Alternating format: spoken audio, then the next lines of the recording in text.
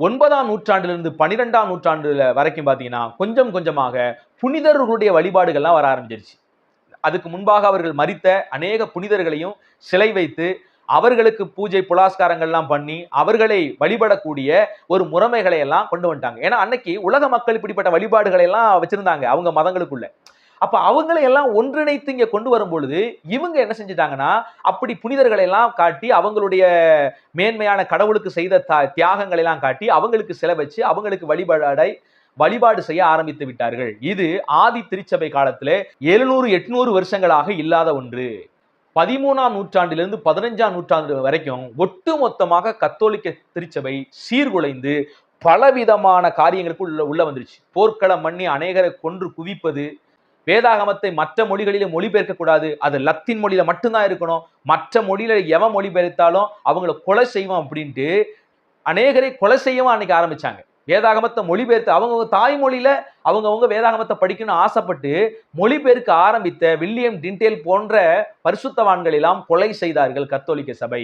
15ஆம் நூற்றாண்டு காலத்துல தான் பாத்தீங்கன்னா மார்ட்டின் லூத்தர், அதாவது அவங்க கத்தோலிக்க சபையிலேயே பேராயராய் இருந்த மார்ட்டின் லூத்தர் மூலியமாக தேவ ஆவியானவர் செயல்பட்டு பாத்தீங்கன்னா 99 ஆயத்துக்களை, அதாவது பைபிளை விட்டு வேதாகமத்தை விட்டு ஆதி திருச்சபை கிறிஸ்தவர்கள் வாழ்ந்த பழக்க வழக்கங்களை விட்டு எதிலெல்லாம் கத்தோலிக்க மாறிவிட்டது என்று சொல்லி ஒரு 95 ஆயத்துக்களை எழுதி அன்றைய தேவாலயத்து கதவுகளில் அடிக்க ஆரம்பிச்சார்.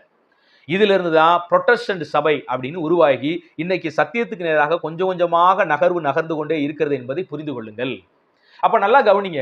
இதை நான் வாசிக்கும் போது எனக்கு ஒரு சம்பவத்தை தான் அடையாளப்படுத்துது. யோசியா அமர்ந்திருப்பது எந்த சிம்மாசனம்? தாவீதின் சிம்மாசனம். ஆனா தாவீது எந்த அளவுக்கு கர்த்தரை பின்பற்றினார் அப்படின்னு வேதத்தில் இருக்கிறது. இப்ப யோசியாவின் காலத்துல வரும்போது முற்றும் முடிய பாத்தீங்கன்னா தேவன் எழுதி கொடுத்த நியாயப்பிரமாணத்தையே மறந்துட்டாங்க. சிங்காசனம் எல்லாம் ஒண்ணுதான், தாவீதின் சிங்காசனத்துல தான் இவங்க உட்கார்ந்து இருக்கிறாங்க. இப்ப கத்தோலிக்க திருச்சபை என்ன சொல்றாங்க? நாங்க பேதுரு அன்னைக்கு எப்படி இருந்தாரோ அந்த தலைமுறையில தான் வந்தோம். ஓகே, இருக்கலாம், இருந்துட்டு போயிட்டு. அதுக்கு இன்னைக்கு வரைக்கும் சரியான வரலாற்று குறிப்புகள் இல்லை. ஆனாலும் இவங்க அப்படி சொல்றாங்க. ஓகே, நம்ம ஒத்துக்கிறோம்னு வச்சுங்களேன். ஒருவேளை நீங்கள் பேதுருவினுடைய அந்த அடிப்படையில அடுத்தடுத்து நீங்க ஜெனரேஷனா வர்றீங்க. இதுக்கு நிறைய வசனங்கள் இருக்குன்னு வைங்களேன். பவுல் சொல்லுவாரு, எனக்கு பின்பு மந்தையை தப்ப விடாத கொடிதான ஓநாய்கள் உங்களுக்குள்ள இருந்து எழும்பும், உங்களுக்குள்ளிருந்தும் எழுந்து அநேகர் மாறுபாடானவைகளை உபதேசிப்பாங்க அப்படிங்கிறத குறித்து நீங்க பைபிள்லயே பார்க்க முடியும். அப்ப தொடர்ந்து எனக்கப்புறம் என் பிள்ளைகள் வந்தாலும் கூட என் பிள்ளைகள் என்னை போல பரிசுத்தமா இருப்பாங்களா? என்னை போல தேவனுக்கு உண்மையா இருப்பாங்களா? என்னை போன்று கர்த்தருடைய வார்த்தையை கற்றுக்கொண்டு ஜனங்களை அந்த சத்தியத்திலே வழி நடத்துவார்களா? அப்படிங்கிறது ஒரு கேள்விக்குறிதான். சும்மா பெருமை பீத்திக்கலாம் வேணா என் பேரை வச்சு. இன்னைக்கு நிறைய இந்த ஜாதி வெறி பிடித்தவர்கள் பெருமை பாராட்டிக்குவாங்கல்ல.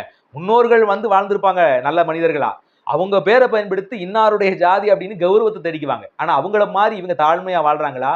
அவங்கள மாதிரி இவங்க மக்கள் சேவை செய்யறாங்களா?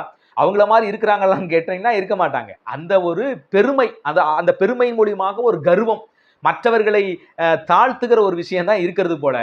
இவங்க என்ன செய்யறாங்கன்னா, நாங்க பேதுருவிலிருந்து வாழையடி வாழையாக வந்தவர்கள். சரி, அதுக்கு வரலாற்று ஆதாரங்கள் கொஞ்சம் தரவுகள் கம்மியாக இருந்தாலும் ஏத்துக்கிறேன்ப்பா. ஆனா இந்த சம்பவத்தை பாருங்க. யோசியா என்கிற அரசர் பாத்தீங்கன்னா தாவீதுனுடைய வம்சாவளியில இருந்து வந்தவர் தான், அந்த சிம்மாசனத்திலே உட்கார்ந்து இருக்கிறவர் தான். ஆனா இவருக்கு தேவனுடைய வார்த்தைகள், அந்த தோராவிலே எழுதப்பட்ட கட்டளைகள் தெரியல. திடீர்னு இவர் தேவாலயத்தை போய் புனரமைக்கிறார். அதையெல்லாம் கிளீன் பண்ணி தொடச்சு சுத்தம் பண்ணி அதை புனரமைக்கும் போது பாத்தீங்கன்னா அங்கே ஒரு தோற்சொல் எடுக்கப்படுகிறது. அது என்ன? மோசையினால் எழுதப்பட்ட அந்த தோராவினுடைய பிரதி கிடைக்கிறது. அந்த பிரதியை வாசிச்ச உடனே ராஜா அப்படியே வஸ்திரங்களை கிழித்து கொண்டு அங்க மனம் திரும்புறதை பார்க்கிறோம். ஏன்னா அந்த அளவுக்கு இஸ்ரவேல் தேசம் அந்த தேவன் எழுதி கொடுத்த வார்த்தையை விட்டு தூரம் போயிருந்தாங்க. பலவிதமான விக்கிரக வழிபாடுகள், ஆலயமெல்லாம் இருந்தது, ஆனா தேவனை விட்டு அவங்க தூரம் போயிருந்தாங்க. அன்னைக்கே பாருங்களேன், அந்த மோசையினால் உயர்த்தப்பட்ட வெண்கல சர்ப்பம், அதை கொள்ளிவாய் சர்ப்பம் கடிச்சதுனால அநேகர் அன்னைக்கு சாவுக்கு எதுவாக கிடந்தாங்க. அந்த சர்ப்பத்தை யாரெல்லாம் நோக்கி பார்ப்பார்களோ பிழைப்பார்கள் என்று தேவன் கிறிஸ்துவை அடையாளப்படுத்தும்படி அன்னைக்கு ஒரு நிகழ்வு அங்க நடந்துச்சு. அந்த நிகிஸ்தான்கிற வெண்கல சர்ப்பத்தை இஸ்ரவேல் மக்கள் கொண்டு வந்து அதை நிகிஸ்தான் வழிபட்டுக்கிட்டு இருந்தாங்க. எப்படி பாருங்க. அப்ப அவங்க என்ன மனநிலைமையோட அதை வழிபட்டு இருப்பாங்க? ஓ, கர்த்தர் கொடுத்தது, கர்த்தர் இந்த வெண்கல சர்ப்பத்தை நோக்கி பார்க்க சொல்லி எங்களுக்கு ஜீவனை கொடுத்தார். அப்ப இந்த வெண்கல சர்ப்பத்துல ஏதோ பவர் இருக்குது, கர்த்தருடைய வல்லமை இருக்கிறது என்று சொல்லி அதையே வழிபட்டு அதைக்கு தீபம் காட்டி என்ன செஞ்சுட்டு இருக்காங்க? கும்பிட்டு இருந்தாங்க. இதையெல்லாம் அடிச்சு நொறுக்கிற விஷயத்தை நம்ம பாக்குறோம். யோசியா அந்த வார்த்தையை பார்த்த உடனே எந்த அளவுக்கு நாம் தேவனுடைய வார்த்தையை விட்டு விலகி போயிட்டோம்னு மனம் திரும்பினாங்க. அதுபோல இன்றைக்கு நான் ஆசைப்படுவது என்னன்னா, கத்தோலிக்க சகோதரர்கள், கத்தோலிக்க சபையார்கள், போப்பு தேவனுடைய வார்த்தைக்கு மீண்டும் திரும்ப வேண்டும். என்னெல்லாம் ஆதி அப்போஸ்தலர்கள் அன்னைக்கு எழுதி கொடுத்தாங்களோ, எப்படி வாழ்ந்தாங்களோ அந்த மரபை விட்டு, அந்த சத்தியத்தை விட்டு இன்னைக்கு பின்வாங்கி, இன்னைக்கு உலகத்தில் இருக்கிற பலவிதமான நம்பிக்கைகளை உள்ள கொண்டு வந்து இன்னைக்கு எப்படி சீர்கெட்டு போயிட்டோம் அப்படிங்கிறத வேதத்தை வைத்து மனம் திரும்புங்கள். இப்ப உங்களுக்கு புரிஞ்சிருக்கும் ஏன் நாம் வேதம் ஒன்லின்னு சொல்றோம். மோசைக்கு அந்த எப்படி பழைய ஏற்பாட்டை எழுதி கொடுத்தாரோ அதன் அடிப்படையில் தான் இஸ்ரவேல் மக்கள் எல்லாரும் வாழணும்.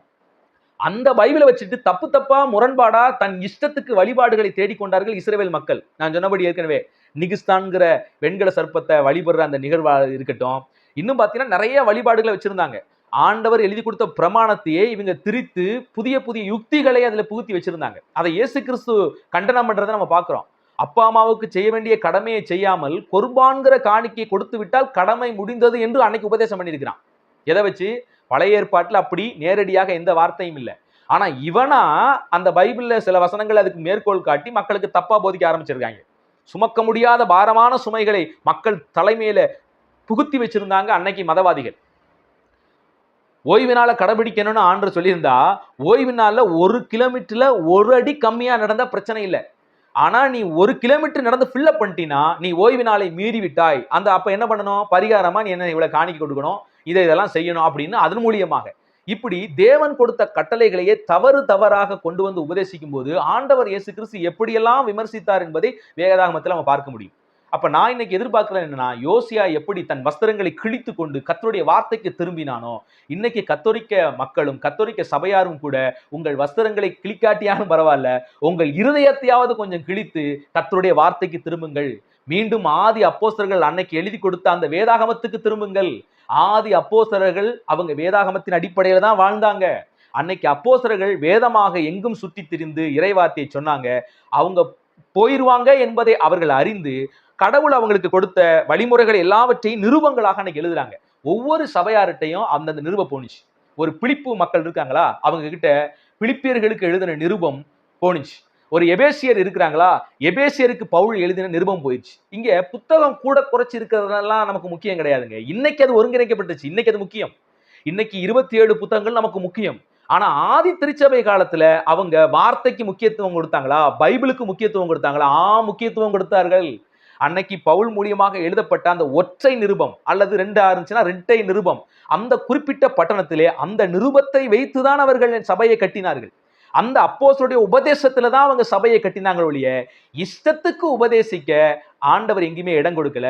பின் சந்ததிகள் இஷ்டத்துக்கு ஏற்கனவே எழுதப்பட்ட வார்த்தைக்கு விரோதமாக பவுலும் அப்போஸ்தலர்களும் போட்ட அந்த அஸ்திபாரத்துக்கு விரோதமாக எதை போட்டாலும் அது தவறு என்பதாகவே வேதம் நமக்கு கண்டிக்கிறது. ஆகையால் இந்த விஷயத்துல முழுக்க நான் சில வரலாற்று தரவுகளோடு கூட பைபிளையும் சார்ந்து உங்களுக்கு இந்த சத்தியத்தை முன் வச்சுட்டேன். அதனால சதீஷ்குமார் தம்பி, அருண் சகோதரரே, கர்த்தருடைய வார்த்தைக்கு திரும்புங்க. அன்னைக்கு ஆதி அப்போஸ்தலர்களும் கூட கர்த்தருடைய வார்த்தையில தான் வாழ்ந்தாங்க. அவர்களுக்குள் கர்த்தருடைய வார்த்தை இருந்தது. அவர்கள் போன பின்பு மந்தையை தப்ப விடாத கொடிதான ஓநாய்கள் வரும் என்று ஆவியானவர் அறிந்து அவர்கள் மூலியமாக பைபிளை எழுதி கொடுக்க தேவன் வைத்தார். அந்த ஒட்டுமொத்த 27 புத்தகங்களையும் தெரிந்தோ தெரியாமலையோ நீங்கள் 27 புத்தகங்களாக அதை என்ன செஞ்சிட்டீங்க? ஆமா, பின்வரும் சந்ததிக்கு நீங்க தொகுத்துட்டீங்க. இப்போ உங்களுக்கு விரோதமாக சாட்சிடுகிறது என்ன? நீங்க செய்கிற அயோக்கியத்தனம், நீங்க செய்கிற மூட நம்பிக்கை, நீங்க செய்கிற பைபிளுக்கு விரோதமான சிலை வழிபாடு, புனிதர் வழிபாடு, சப்பரம் இழுக்குதல், எல்லாத்துக்கும் இப்ப முட்டுக்கட்டையா நிக்கிறது எது? பைபிள். அதனால இப்ப பைபிளையே கேவலமா நீங்களே என்ன செய்றீங்க? கொச்சைப்படுத்த ஆரம்பிச்சிருக்கீங்க. இது மட்டமான செயல், தவறான செயல். இப்ப பைபிள் ஒன்லி அப்படின்னு போறதுனால என்ன தவறு நடக்க போகுது? ஏன்னா பைபிள் முழுக்கவும் கடவுளால் கொடுக்கப்பட்டது நமக்கு தெரியும். பைபிள்ல இருக்கிறதெல்லாம் சத்தியம் நமக்கு தெரியும். இவங்க ஒருவேளை முரண்பாடு அப்படிங்கிறதெல்லாம் உப்பு சப்பு இல்லாத ஒரு விஷயம். ஆனா வேதாகமும் பரிசுத்தம் உள்ளது.